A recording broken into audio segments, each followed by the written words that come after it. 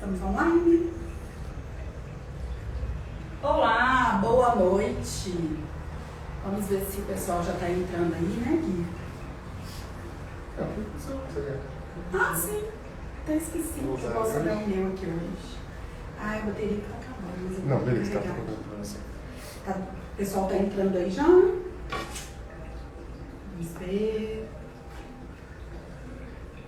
Tá online, não? Tá aí. Tá. Estão... Ah, deixa eu só rápido aí. 19 pessoas na live. Ué. Estamos só configurando o celular ali. Mas você tá vendo como você, né? Não vai ter como você se ver, né? Ah.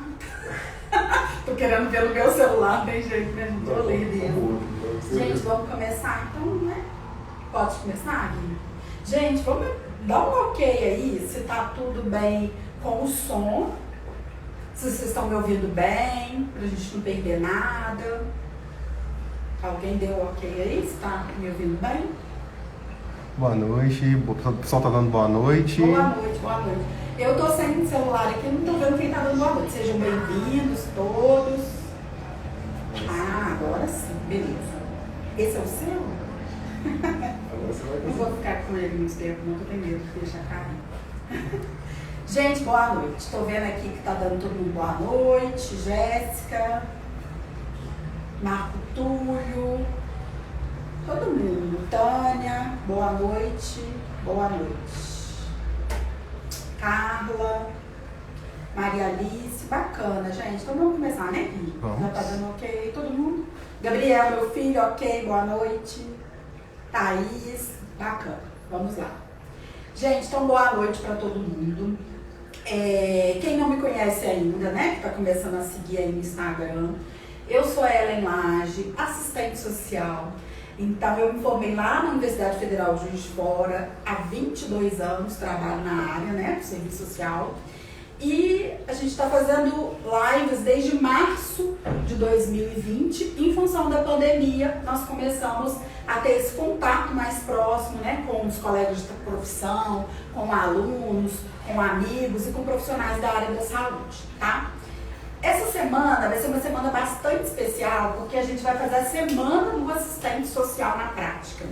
Na verdade, nós já fizemos em maio, uma Semana do Assistente Social, e em julho nós fizemos também um evento de 3 dias também, tá? E aí esse é o nosso terceiro evento grande de 3 dias consecutivos aqui no Instagram. Então sejam todos bem-vindos. Eu tô sem o celular para ficar acompanhando, então eu vou acompanhando por aqui e vocês podem mandando as perguntas. O Guilherme vai me ajudar também com relação às perguntas, mas fiquem bem à vontade aí, tá bom? Sejam bem-vindos. Tá linda, vamos aprender as melhores lives. Obrigada, gente, obrigada. Diz Guilherme, tem que puxar saco aí já, obrigada. Vamos lá então, gente, vamos estudar, que a melhor coisa que a gente faz é estudar. Então, olha só, nós temos terça, quarta e quinta, são 3 dias de live, sempre 7h30 até umas 9 horas, né, 8h30 a live e a gente complementa um pouquinho depois. E aí a gente separou alguns temas importantes.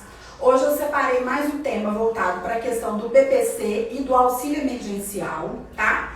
E aí a gente vai ter temas no decorrer da semana. Na quinta-feira vai ser uma live onde eu vou trazer os formulários, as entrevistas, a forma como eu desenvolvo os grupos educativos, tá? Então eu separei vários temas importantes aí pra gente, tá? Vamos lá. A gente está lembrando aqui que as pessoas sempre perguntam muito sobre o certificado da live. Aí o certificado está no link da bio, aí é só você entrar no link da bio do Instagram e solicitar seu certificado, tá? Tem que ser até hoje, né? Às 22 horas, porque toda semana tá tendo live, tem dia que o Guilherme tem que fazer 80 certificados, e aí ele tem que agilizar isso naquele mesmo dia. E é um para cada dia, né? Então, é um por dia. Exatamente, é um por dia. Então ele vai ter que agilizar isso aí, tá? Vamos lá. Então hoje a gente vai falar um pouquinho sobre o BPC e sobre auxílio emergencial. Eu acho que... mais umas dicas aqui que a gente não... porque senão eu esqueço, por isso que a gente coloca aqui. Senão eu já entro no conteúdo e esqueço. Se inscrever no canal do YouTube, tá? Ellen Laje, assistente social. A gente já está com mais de 1.000 pessoas lá conectadas. Seguir aí no Instagram, Ellen Laje 1. Pode enviar suas sugestões, dúvidas e tal aí no chat. Se quiser compartilhar essa aula, tem um aviãozinho aí no final, no cantinho direito, é só compartilhar com alguém que você acha que vai se beneficiar desse tema, tá? E se quiser anotar também, eu acho que é bacana anotar, para não perder muita coisa, né? Gente, BPC, Previdência, auxílio emergencial, curatela, são temas muito recorrentes na nossa prática profissional. Então, por isso, eu selecionei alguns deles aqui para a gente discutir esses dias desses nossos encontros, tá? E, principalmente, porque a alteração nessa legislação que ocorreu recentemente, né, no benefício de prestação continuada, essas alterações que estão ocorrendo na Previdência, no BPC, indicam o quê? Que realmente a gente tem que estar muito atento a essas alterações para a gente cada vez mais informar o nosso usuário, né, de uma forma que garanta a credibilidade, a confiabilidade das informações, tá? A gente não tem que saber tudo, porque a gente sabe que as demandas são muitas, as áreas do serviço social são muitas também, mas aí se a gente pelo menos tiver aquela demanda do usuário, procurar o máximo que a gente possa encontrar respostas para ele, tá? Ou pelo menos saber onde encaminhar, onde orientar, isso é muito importante, porque inclusive agora nesse período de pandemia, quem estava atuando aí na ponta, percebeu que os usuários ficaram muito sem referência, né? A gente sabe que agora que os CRAS voltaram a funcionar, estava um trabalho remoto, né? Então agora que está ampliando mais esse atendimento, vários serviços, né, estavam parados com só acesso na internet, então que dificultou muito para o usuário. Então por isso nós, assistentes sociais, a gente acaba que realmente essa mediação entre instituições e usuários, e a gente realmente tem que estar se capacitando aí diariamente para poder acompanhar essa dinâmica louca da sociedade que está mudando assim em um segundo, tá? Eu acho que é importante a gente pontuar aqui com base em que a gente traz essas discussões aqui e que a gente atua, né, no cotidiano profissional diariamente, tá? No cotidiano já é diariamente. Então, olha só. Primeiro, a gente sempre tem como referência os parâmetros para o assistente social, para a atuação do assistente social na saúde e na assistência, tá? Então é aquele livrinho lá, ele como diz, livro de cabeceira, tem que estar debaixo do braço, na bolsa sempre, no escritório, na sala de atendimento, porque ele é uma referência para o nosso atendimento. A outra coisa, código de ética da profissão também, não dá para ficar sem, né? Então, é uma referência também, a nossa atuação toda é pautada no código de ética também do assistente social. A Constituição de 88, e eu falo da Constituição de 88 com boca cheia mesmo, porque a gente sabe da importância dessa Carta Maior, né? E a gente sabe que ela está sendo reavaliada, querem reescrevê-la, né? E assim, a gente sabe o quanto que que os usuários perdem com isso, nós todos perdemos com isso, cidadãos, né? Todos nós perdemos com isso. Então é algo que a gente tem que estar ali bem afiado para a gente continuar defendendo os nossos direitos, tá? E legislações específicas, tanto da assistência, né, como da saúde, como da previdência, que é a Seguridade Social, que eu vou estar citando aqui para vocês, tá? Além desses referenciais teóricos, é muito importante que a gente tenha a noção de que o nosso trabalho o tempo todo com os usuários é uma metodologia construtivista. Então, hoje a informação, né, o acesso ampliou demais, apesar de que muitos usuários ainda estão à margem, né, de algumas informações, mas a gente sabe que a metodologia ela tem que ser construtivista, porque a gente tem que construir esse saber junto com o usuário, tá? Então, junto com a sociedade, com o usuário, junto com os outros demais profissionais da área da saúde ou das diversas áreas de atuação, né? Então, a gente realmente tem que ter uma prática interdisciplinar e intersetorial. Principalmente nesse momento agora, tá? De pandemia, nessa crise que a gente está vivendo aí. Por quê? as questões envolvem muito mais do que um profissional só, né? A questão social a gente sabe que não é o problema do assistente social, né? É uma questão do sistema mesmo capitalista. Marília Yamamoto fala muito bem sobre a questão social, que é inclusive um dos objetos, o objeto de trabalho de atuação do serviço social é a questão social. E a questão social também envolve muita questão da intersetorialidade, né? Então são vários setores ali articulados. É o que a gente vai estar falando aqui hoje, né? Seguridade, saúde, assistência, BPC, auxílio emergencial. Então, são vários setores que estão articulados aí para segurar o direito do usuário, tá? E, claro, participação popular. Se a gente busca tá cada vez mais qualificado para informar aquele usuário, é para que a gente dê autonomia, consiga que ele tenha mais autonomia e participe mais na defesa dos seus direitos, na reivindicação aí do que está assegurado em lei, tá bom? Então, olha só, é importante a gente pensar também que a gente tem que ter um diálogo com esse referencial teórico, né? Então, para isso, a gente tem que estar atento a uma análise conjuntural e uma análise institucional também.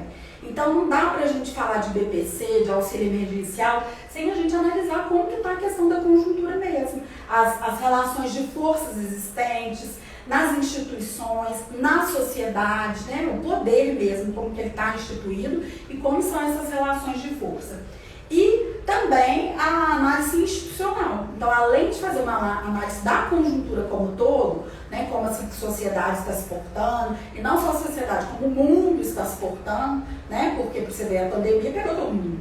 Né? Então, a gente tem que ter uma análise mesmo conjuntural e institucional, onde você está atuando. Tá? Essas relações de forças, né, a gente tem que estar muito atento a elas, ter muita clareza que são projetos que estão em disputa, né? Então são projetos profissionais, projetos políticos, projetos econômicos que estão em disputa. E aí, em função disso, o assistente social tem muita clareza de qual que é o projeto ético-político dele, tá? Então isso aí tem que ter muita clareza.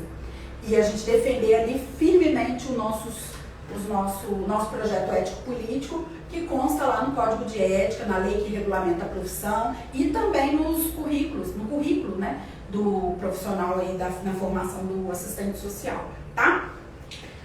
A gente põe esses lembretes aqui, senão a gente esquece. Lembrar de entrar no grupo do WhatsApp, porque a gente sempre está atualizando ali informações no grupo do WhatsApp, seja das aulas, seja dos cursos, seja material, né, que acrescente informação aí para a nossa profissão, a nossa atuação profissional. Para entrar no grupo, então, do WhatsApp, entrar no link da bio do Instagram aí que tem lá, tá bom?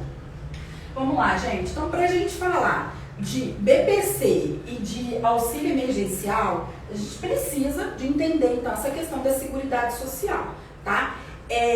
Parece até básico, né? Tá numa live falando sobre Seguridade Social, que na verdade, é tão basal mesmo para a nossa atuação profissional, mas a gente tem que estar discutindo isso aqui, porque isso aqui está sendo questionado, revisto, teve alterações importantes, então é importante a gente falar sobre esse tema, tá? Então, o que é mesmo a Seguridade Social, né? Então, é esse conjunto de ações, instrumentos, para que a gente consiga obter realmente uma sociedade livre, justa, solidária, igualitária. Então, assim, a defesa da Seguridade Social, na verdade, a gente tem que estar atento, porque muita gente prega essa defesa da Seguridade Social. Mas, assim, não adianta a gente defender palavras. A gente tem que defender atitudes e ações e projetos e política pública. Então, para isso, os assistentes sociais e as outras categorias profissionais, a gente tem que estar ali atuando, questionando, elaborando políticas públicas, executando políticas públicas, cobrando, né, a questão do controle social com relação às políticas públicas, tá? Porque é assim que as coisas acontecem. Não adianta estar só no papel uma palavra bonita, Seguridade Social, tá? E aí, né, todas essas diretrizes da Seguridade Social estão na própria Constituição Federal, né, e na política aí da Seguridade Social. Então, dentro da Seguridade Social, nós sabemos que tem saúde, previdência e assistência, tá? É o tripé, que na verdade, olha como é que foi interessante, gente. Uma pandemia e um governo Não posso, né, ficar falando mal do Toma Biano aqui. água. Toma até uma água, porque ele é meu ótimo, eu cortou na hora, toma uma água. Gente, eu vou perguntando, alguém perguntou se certificado fortalece aí, vai dar. Ah tá, o Gui tá falando aqui que tem alguém perguntando certificado. Certificado no link da bio do Instagram até 10 horas de hoje. Amanhã não adianta pedir das 2 lives, nem quinta das 3 lives. Tem que pedir cada dia um certificado, tá? Então, gente, se a gente pensar né, no momento que a gente está vivendo, de pandemia, no momento político que nós estamos vivendo, olhem como essas 3 políticas públicas foram altamente atacadas, né? A saúde, a previdência e a assistência social. Isso a gente sabe que tem um impacto enorme no nosso público, né? Nos nossos usuários. E aí, na verdade, assim, a gente tem que entender, então, que a atuação do assistente social nesse momento é fundamental porque a gente também está nesse enfrentamento aí dessas múltiplas expressões da questão social, né? E para isso a gente precisa de se apropriar dos conteúdos, se apropriar do conceito, se apropriar da prática, saber como encaminhar, saber como orientar, né? Ninguém sabe tudo, mas a gente vai nos apoiando, né? Eu falo que as meninas da assistência, da política da assistência, a gente tem um contato ali, diário, todo dia. Eu converso com o Tião conversa comigo, uma pedindo ajuda para outra. É a política de saúde, a política de assistência articular. As meninas do INSS, não vou nem citar o nome delas aqui, é direto, é toda hora conversando, orientando, olhando no sistema, para tentar o máximo orientar e fazer com que esses direitos dos usuários sejam assegurados. Então, até nós, né, em uma política de saúde, a gente tem que estar articulado com a assistência, com a saúde, com a previdência o tempo todo, tá? Então, lembrando aí do financiamento da Seguridade Social, né, então, assim, ela é financiada com recursos da União, dos estados, do Distrito Federal e dos municípios. Lembrando, e das contribuições sociais, lembrando da perda grande, né, que nós tivemos aí com corte na política de saúde por um grande tempo, um grande período aí com a PEC, né? PEC 95, né? Já perdi o número da PEC. Ainda, assistência social, tô falando aqui mais rapidinho porque é coisa que a gente também já está acostumado, mas não tem como perder a parte teórica para a gente entender a parte prática depois, tá? Então, assistência social, política de assistência social, né, entendida então como um direito do cidadão, né, e dever do Estado, ela é não contributiva, quer dizer, você não precisa de pagar para você acessar, né, essa política. Ela é realizada através de um conjunto de ações, inclusive várias dessas ações agora incorporadas também, né, com algumas alterações que teve as mudanças, e sempre visando então garantir o atendimento das necessidades básicas do cidadão, tá? Entra o benefício de prestação continuada previsto na Lei Orgânica da Assistência Social. Gente, é básico, por que a gente tem que reforçar isso aqui? Cotidianamente, os usuários nos buscam falando assim, eu queria saber se eu tenho direito a longas. E aí, gente, a gente tem que ter muita clareza, por quê? Porque a gente tem o papel de informar, mas a gente tem o papel de informar corretamente e também de não criar expectativa nos usuários. Porque a quantidade de paciente que é fora do critério que busca é muito grande, né? Então, assim, eu falo que o assistente social que está na ponta, a gente não nega, né? Não somos nós que temos o poder de negar, claro que não, muito pelo contrário, a gente quer que ele tenha acesso. Mas, assim, a gente tem que ter muita clareza na hora de informar, para ele não ficar com aquela expectativa de algo que... Porque às vezes a pessoa fala, mas é pessoa com deficiente, ou recebe auxílio-doença, às vezes nem é auxílio-doença, às vezes é o BPC mesmo, mas previsto dentro daquele critério. E a pessoa vai lá, acha que está com um problema de saúde, nunca contribuiu e vai conseguir BPC, né? Então não é assim. Então a gente tem que ter realmente muita clareza, ter muita informação para dar apoio para esse usuário aí, tá? Então, alô, BPC LOAS, né? O benefício, então, né? O benefício de prestação continuada é um benefício socioassistencial. Ele é regulamentado, então, pela Lei Orgânica da Assistência Social, tá? Ele garante um salário mínimo para idosos acima acima de 65 anos. Então é corriqueiro a gente receber idosos com 60, com 62, com 63, e aí a gente fica naquela, né? Porque se ele não contribui para a Previdência, ele realmente vai ter que aguardar os 65 anos. Então, assim, realmente é complicado, né? E aí a gente tem que estar orientando. E também que tem critério de renda também, que eu vou falar aqui porque dessa questão da alteração, critério de renda, e pessoas com deficiência, tá? O quadro de pessoas com deficiência também é outra questão. As pessoas com deficiência, mas tem que ser incapazes para o trabalho, incapazes para gerir, né? Desenvolver-se sozinho, né? Tem que sempre ter o suporte de alguém.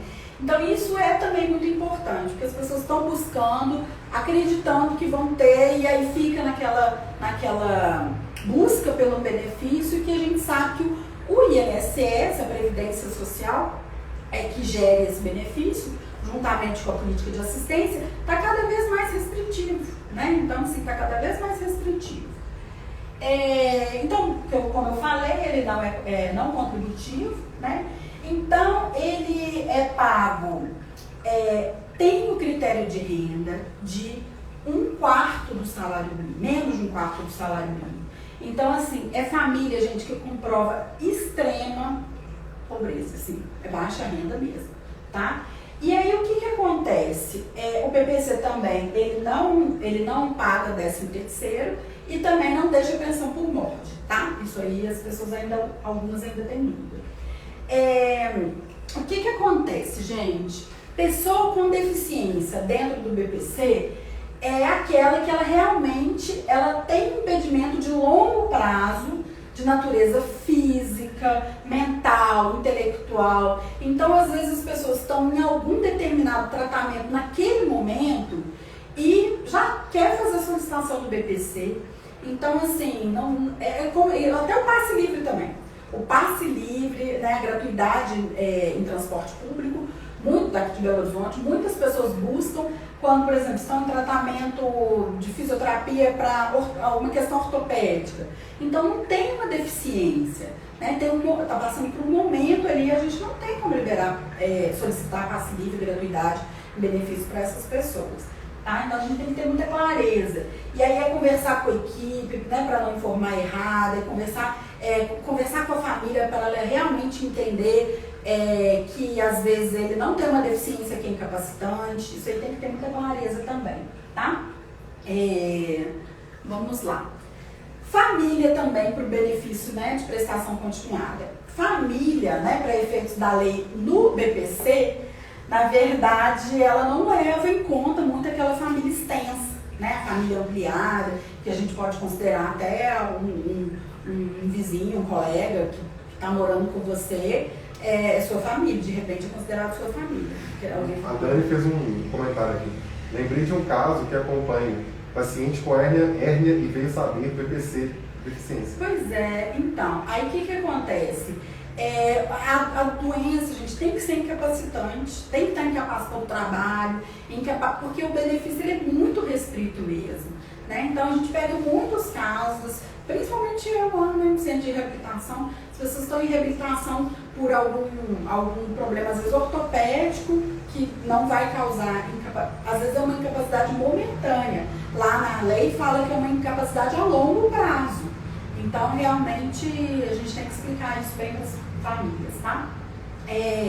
E aí a família, então, para o BPC, ela ainda é um pouquinho da família tradicional, né? Não é aquela família extensa e família ampliada, não. Então, ela vai levar em conta quem? O cônjuge ou o companheiro, né? Então, às vezes não precisa ser casado, mas se é companheiro que está lá, vai levar em conta. Os pais, né? Na ausência de um dos pais, se tiver madrasta, né? Ou padrasto, leva em conta também. Irmãos solteiros, os filhos, né, e enteados solteiros também, e os menores que estão sob tutela daquela pessoa, tá? Desde que vivam sob o mesmo teto, tá? Então, porque às vezes a família quer recorrer ao benefício, e aí vai juntando todo mundo, mora esse. Quando o agente comunitário vai lá constatar, não mora na casa, né? E esses dados todos, gente, para o BPC, não adianta a gente encaminhar um paciente para fazer, liga lá no INSS 135 para agendar a perícia do BPC, se ele não fez ainda o cadastro único. Tem que fazer o cadastro único antes. Por quê? O INSS, ele liga informação. Então, hoje o cadastro único, ele é cadastro, né, único do governo federal. Então, ele é uma referência, então, da questão da renda daquela família. Então, quando for encaminhar, fazer um agendamento de INSS 135, já orienta o familiar antes, o paciente antes, de fazer o cadastro único do governo federal. Hoje, com a pandemia, o cadastro único, eu devia até ter colocado isso, desculpa, não coloquei. Tem o 0800, tá? Do cadastro único, porque está sendo feito tudo pelo telefone. Porque antes, o cadastro único era feito, né, nas regionais, no setor lá da Bolsa Família, da transferência de renda, só que agora está tudo no 0800. Tem um 0800 aí, estou sem o número aqui agora, mas só jogar aí, 0800 para cadastro único, tá? CAD único. Então, tem que orientar as pessoas de fazerem antes. Por quê? O que acontece? Às vezes, a família está numa situação, naquele momento, realmente muito vulnerável, e a informação que ela tem no sistema lá do INSS, ou a informação que tem dela no sistema, é uma informação anterior, às vezes quando estava ainda com carteira de trabalho assinada, ou ainda quando tinha alguma outra renda. Então, o cadastro único tem que estar atualizado, tá? Aí as mudanças da regra do BPC. Isso aqui é uma confusão, gente, que esse governo fez, né? Então, esse vai e vem aí das regras do BPC começou lá em março, né, no começo lá do ano, quando o Congresso estabeleceu que o critério de renda do BPC ia subir para meio salário mínimo. Então, de menos de um quarto do salário mínimo, ia subir para meio salário mínimo. Então, se a pessoa tinha que ter até 200 e poucos reais para acessar o benefício, né, um dos critérios, ele passaria a ter que ter meio salário mínimo. Só que aí o que acontece? Ia ampliar muito o número de pessoas, né, para ter esse acesso. Que bom que seria, né, realmente seria um avanço para a política pública, para os usuários, de ter esse acréscimo. Mas aí, esse aumento, né, na perspectiva aí do usuário. Só que o governo foi contra a ampliação, né, e tentou derrubar esse aumento para um meio, né, salário mínimo, e aí não conseguiu. Nesse meio tempo, esse projeto voltado para a questão, a gente fala voucher, nem sei falar o termo, voucher. O projeto coronavírus. Voucher, né, gente? Voucher, né? De voucher, de money, o Guilherme, meu assessor, viu, gente? Nosso assessor. Money, ele entende. Money, ele entende. Essa parte ele assessora. Aí, no projeto, então, né, do coronavírus lá, né, do auxílio emergencial, que a gente vai falar aqui ainda, tinha um trecho lá que mantinha o critério de um quarto do salário mínimo para esse ano. Então, até esse ano seria um quarto do salário mínimo. E para o ano que vem, para o início do ano que vem, de 2021, passaria para meio salário mínimo. Aí o que aconteceu? O belezinha do presidente foi lá e vetou. Então ele vetou essa questão de janeiro de 2021, né, 1º de janeiro de 2021, de passar para meio salário mínimo, tá? Aí ele vetou. Aí o que acontece? É porque como esse tema, gente, ele é tão atual e ele ainda tá meio assim. Tanto é que a gente sabe que quando se na lei não tem algo dizendo que não, por jurisprudência você pode conseguir alguma coisa. Então, o que acontece? A gente não vai falar para o usuário que não tem direito, mas ele vai ter que passar um pedacinho aí para conseguir com relação a essa questão do meio salário mínimo, tá? E aí, o que acontece? Então,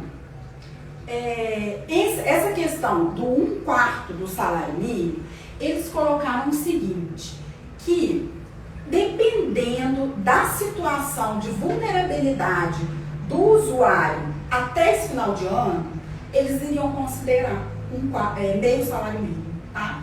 Então, assim, isso ficou numa parte lá da legislação, dizendo que o ano que vem, dia 1º de janeiro, é 1/4 do salário mínimo mesmo, tá? Ainda não mudou nada disso. E até dezembro desse ano ainda poderia ter a opção de ser meio salário mínimo, se tivesse alguns critérios para esse usuário recorrer, tá? E aí, em alguns casos somente, né? E aí, esses critérios seriam o quê? O grau de deficiência do usuário, né? Então, assim, se realmente... Porque com a pandemia, né? A fragilidade, a vulnerabilidade das famílias, dos usuários, triplicou, né? Então, assim, o grau de dependência, de deficiência do usuário ia ser considerado, o grau de dependência de terceiros, né, para desenvolver as suas atividades básicas de vida diária ia ser considerado também, tá? Então, por isso que acontece em alguns casos, gente, quem está aí na ponta sabe, que às vezes o usuário entra com um pedido de BPC e aí depois vem ele recebe um informativo do INSS solicitando, como que tá o termo? Tem um termo diferente que eles usam. Tem um que está em análise, né? A gente já sabe que tem análise, e o outro é exigências.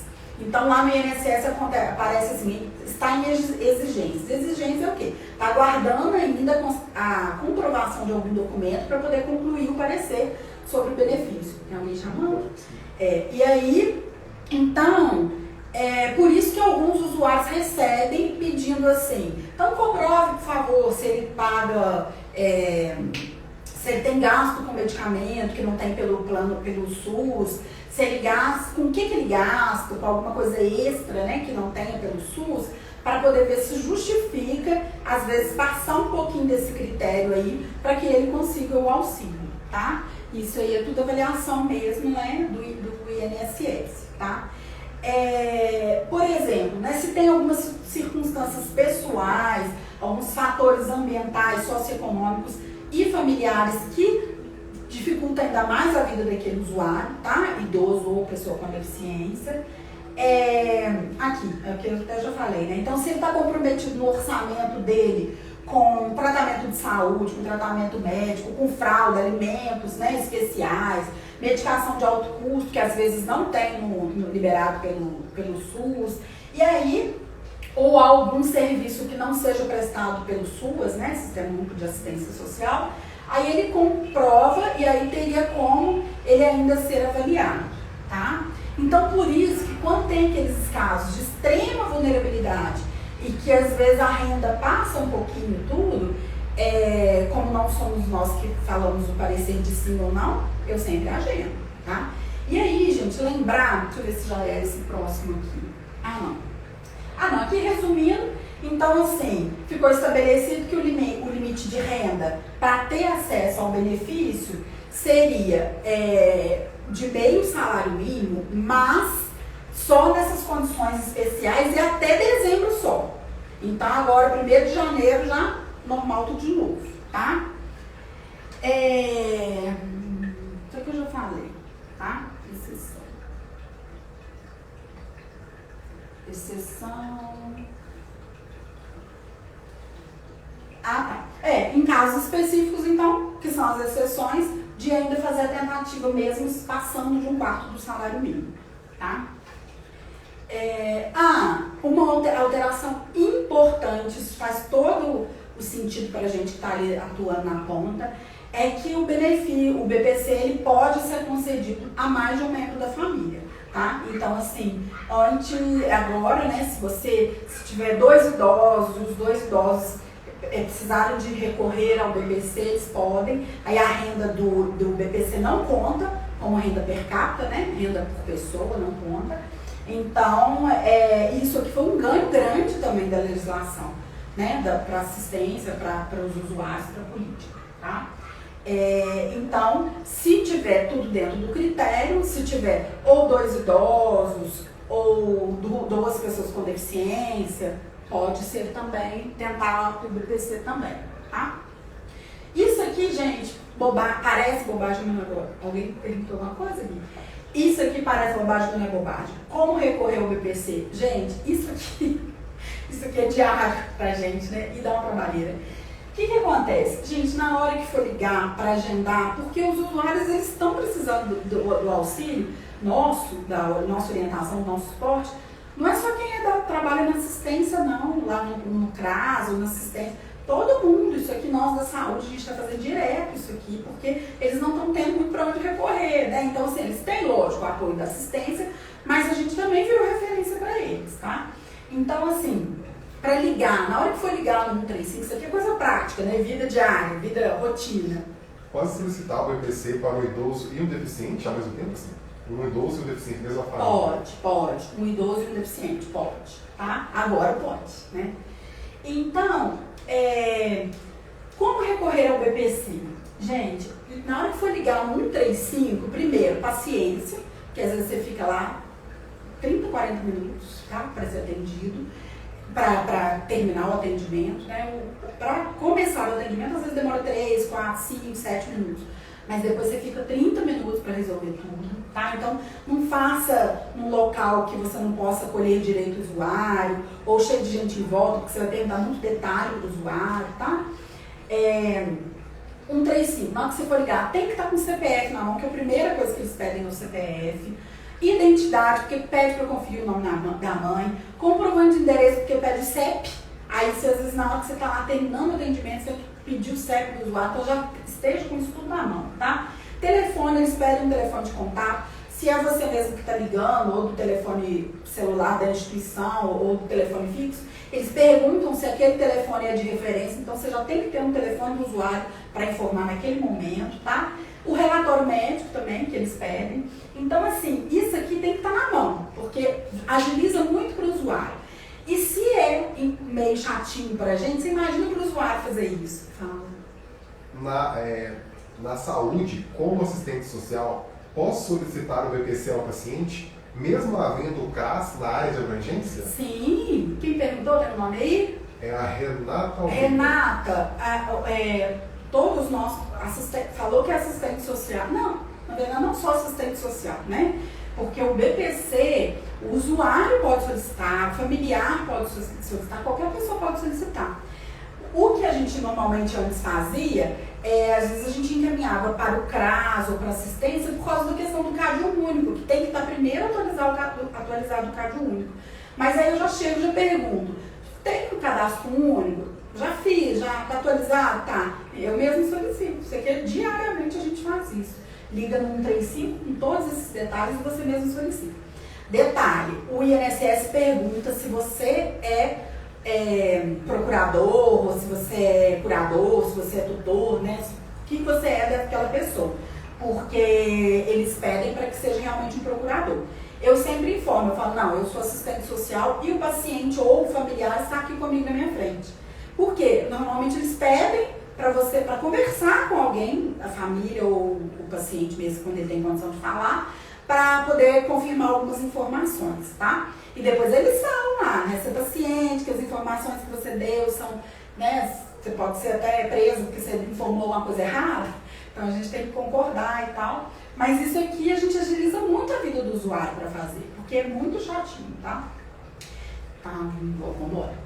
E aí, na internet, e também na internet, no Meu INSS, ou você pode baixar o aplicativo também, Meu INSS, fazer tudo por lá, tá? Só que a gente sabe, né, do acesso dos usuários, da dificuldade que às vezes eles têm. A gente mesmo às vezes tem dificuldade. Eu às vezes agarro em algumas coisas lá no Meu INSS, quando tem que solicitar cumprimento de exigência, alguma coisa que eu tenho que anexar. Então, a gente tira foto, manda pro e-mail, anexa no INSS, tá?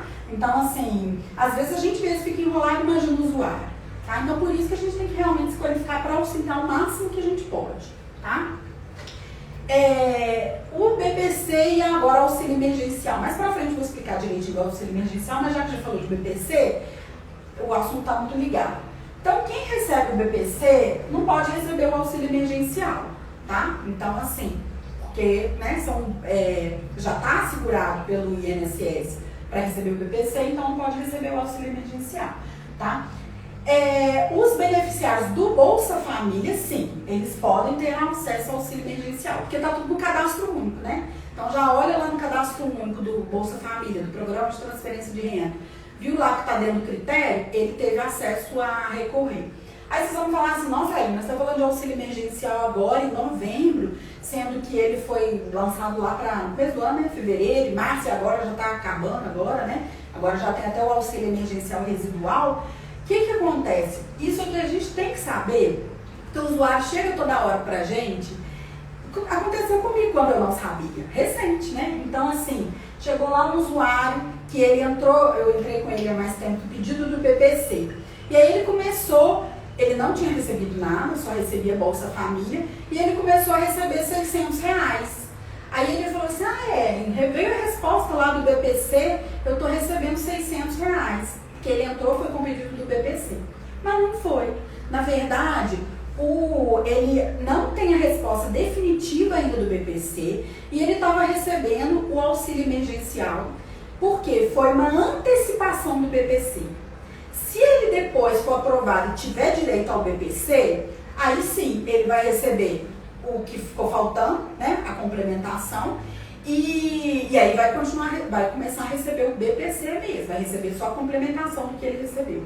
E se ele não for aprovado no BPC, porque pode acontecer de não ser aprovado no BPC, aí ele também não vai ter que devolver o dinheiro, não. Nessa situação ele não vai ter que devolver o dinheiro, tá? Só se for comprovado que foi má fé, mas aí, né, não tem jeito. Então isso é importante pra gente saber. E por outro motivo que é importante a gente saber, porque também esse benefício, por exemplo, ele foi previsto antes para 3 meses, depois ampliou. Agora já tem o auxílio emergencial residual, né, que vai agora até dezembro. Então, assim, a pandemia está aí. Ela vai, assim, infelizmente, né, ainda não tem uma solução. Então, como a gente não sabe até quando ela vai, provavelmente daqui a pouco vai ter alteração também. Uma pergunta da Renata. O beneficiário do programa Bolsa Família, que trabalha de carteira assinada, ele pode receber o auxílio emergencial? Não. Para quem tem carteira assinada, não é. Vou falar dos critérios para receber o auxílio emergencial. Quem tem carteira assinada não tem acesso ao auxílio emergencial. O auxílio emergencial são para os microempreendedores, para as pessoas, trabalhos autônomos, quem não tem vínculo com. Quem não tem carteira de trabalho assinada. Tá? Isso aí, vamos lá. Então, aí a antecipação do BPC. O que acontece então? Foi isso que aconteceu muito disso. Muitos pacientes que tinham entrado com pedido de BPC, como veio a pandemia, a fragilidade, a vulnerabilidade da pessoa piorou, o governo definiu o seguinte: quem entrou com pedido de BPC, a gente vai antecipar, porque se entrou com pedido de BPC, estava lá no CAD ruim. Critério de renda ok, né? Assim, e aí eles anteciparam o pagamento de R$600 para essas pessoas até resolver tudo, até resolver, né, como que vai ficar, se vai aprovar ou não. INSS, as agências fechadas, não estava tendo perícia presencial, então eles anteciparam o pagamento desse benefício, tá? E aí, para então, né, receber realmente... isso aqui é do BPC mesmo, né? A renda familiar até R$261, né? Ser maior de 65 anos ou pessoa com deficiência, estar inscrito no cadastro único é uma condição. E no CPF também, tá? Então tem que estar o CPF lá regularizado direitinho, tá? E a avaliação requerente... E avaliação requerente para receber... tá. E aí, então, quando a pessoa realmente for... estiver definido que ela foi aprovada no BPC, aí sim, aí ela vai começar a receber um salário mínimo normal. Por enquanto, aquelas pessoas estão recebendo só antecipação do BPC, tá? E aí o INSS então publicou uma lista lá, né, com quem teria direito a receber essa antecipação do BPC, tá? Para saber, né, se a pessoa teria direito ou não, era para entrar no INSS ou no 135, né, para poder ver realmente se ela teria direito a esse benefício, tá? A pessoa, para receber o auxílio emergencial, ela tinha que ter cadastrado até julho, né? Então, por exemplo, assim, uma pessoa que que não recebeu o auxílio emergencial até agora, né? Agora que veio o auxílio emergencial residual, mais R$300, se ela não recebeu o anterior, ela também não vai ter direito de receber isso agora não, tá? Porque às vezes a situação dela realmente piorou, alguma questão piorou aí, mas aí, se ela não recebeu o auxílio emergencial, ela não vai ter direito não. Receber o auxílio emergencial não, tá?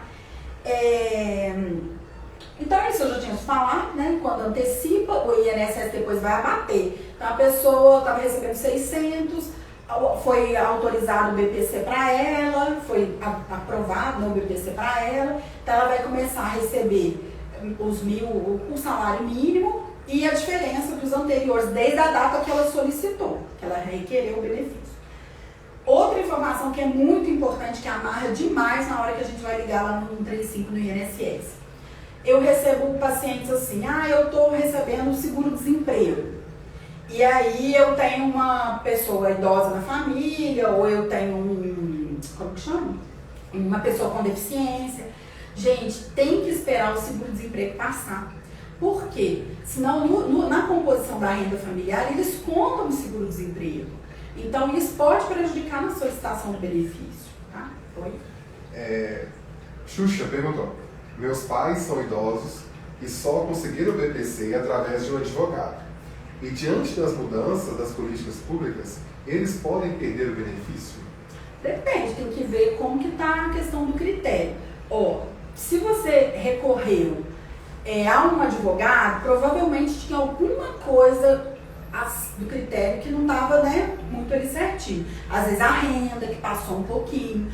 Mas aí, se a renda passou um pouquinho e ele tem como comprovar, a família tem como comprovar que tem gastos ali, né, igual aqueles gastos que eu citei, né, de alimentação diferenciada, né, de dieta integral, por exemplo, de gastos com medicamentos e tal, aí provavelmente vai ser considerado também, né? Então o INSS ele é tudo uma avaliação muito individual, né? Tem um parâmetro geral, lógico, né, para poder já eliminar um monte de gente.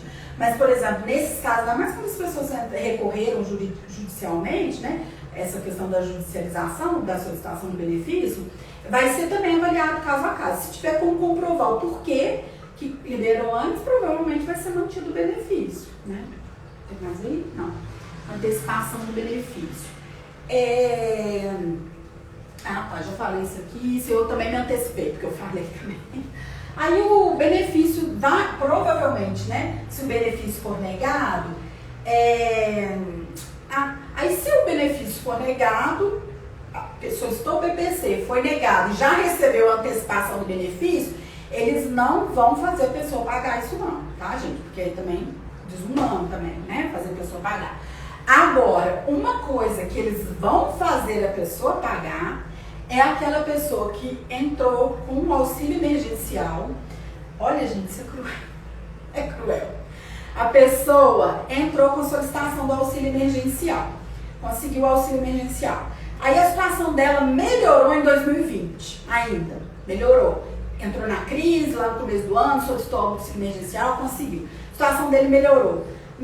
Se passou da questão do valor lá do imposto de renda, da isenção do imposto de renda, pode acontecer, né, para uma outra família. Aí ele vai ser obrigado a devolver o valor do auxílio emergencial, tá? Mas isso aí, por um lado, eu não sei se a minha avaliação, por um lado, não é que é até bom não, né? É porque, assim, às vezes também são as pessoas que agiram de má fé, né? Que às vezes entrou com a solicitação do benefício e aí depois no final do ano vai constatar que realmente a renda dele foi maior do que a isenção do imposto de renda, aí pode ser que essas pessoas realmente tenham que devolver o valor do auxílio emergencial, tá? Alguém perguntou? Não. Vamos lá. O auxílio emergencial também, ele não entra na composição de renda, né? Então a pessoa que está solicitando o benefício, né, o BPC, se tiver alguém na família que recebe o auxílio emergencial, ele não vai entrar nessa composição de renda, tá? Vamos lá, é muita coisa. Isso eu já falei, então quem recebeu o auxílio, né, de R$600 pode ter que devolver em 2021 se tiver uma renda maior depois, tá? Porque pode realmente ter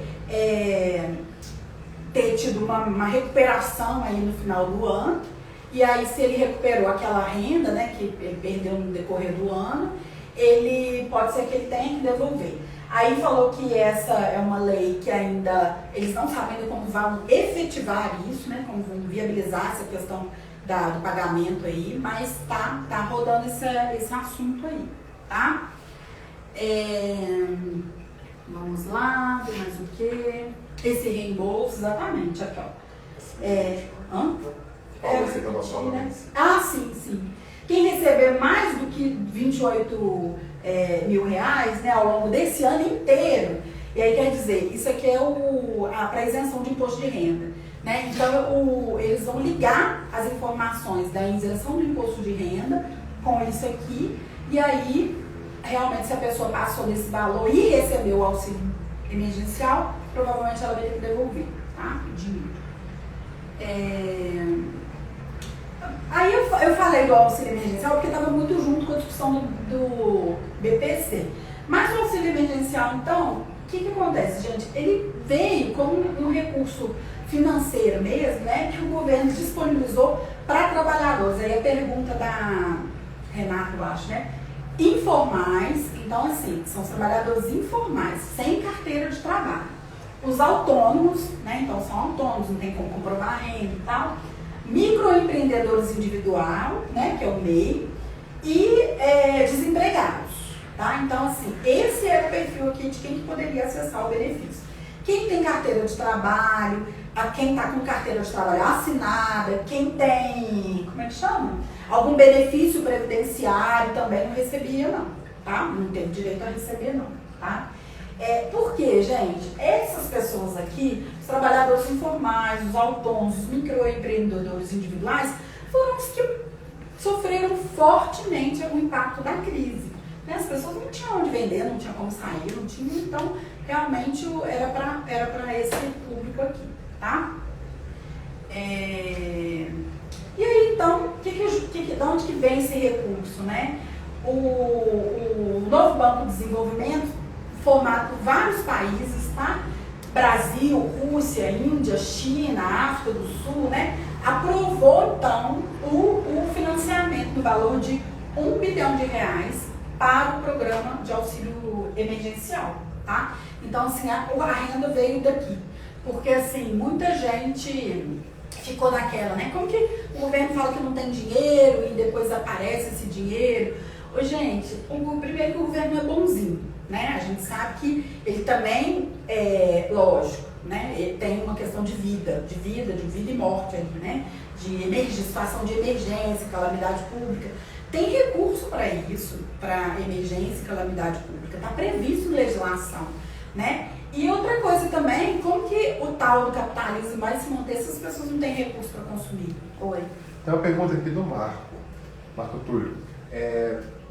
Trabalha em uma instituição que acolhe pessoas em situação de rua e tem um acolhido que nunca declarou imposto de renda e consta no data prévia que os rendimentos dele em 2018 superou 28.990. Tem como recorrer? Nossa! Ah, tá, ele nunca declarou? Mas então aí ele sonegou isso? Não, porque no data prévia consta que os rendimentos dele são superiores a 28 mil. Então, ele vai ter que comprovar. Ele vai ter, né? Porque tá falando, se lá tá falando que ele recebeu mais de 28 mil, ele vai ter, ou ele vai ter que pagar imposto de renda, né? Porque ele, né?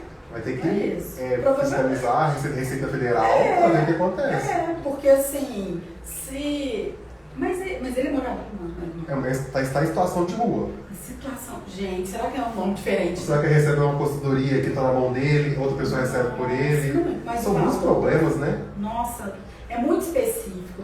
Como diz, né, o Marco Túlio, eu vou te dar o telefone da assistência social do INSS lá para olhar. Não, tô brincando. Mas assim, é porque é muito específico esse caso, né? Mas a verdade é o seguinte, se tem algo que está comprovando que ele... Ele colocou aqui. Usaram o CPF dele para declarar. Então uma pessoa utilizou, né? Então tá explicado. Mas então, ele foi justiça no comum, né? Nossa, coitado dele. Aí é justiça mesmo, aí é defensoria pública mesmo. Né? Porque, quer dizer, alguém fez Nossa, é o famoso laranja, né? É, Coitado, coitado, coitado. Defensoria Pública, né? Entra lá. É. Quanto? Ah, tá. Quanto tempo?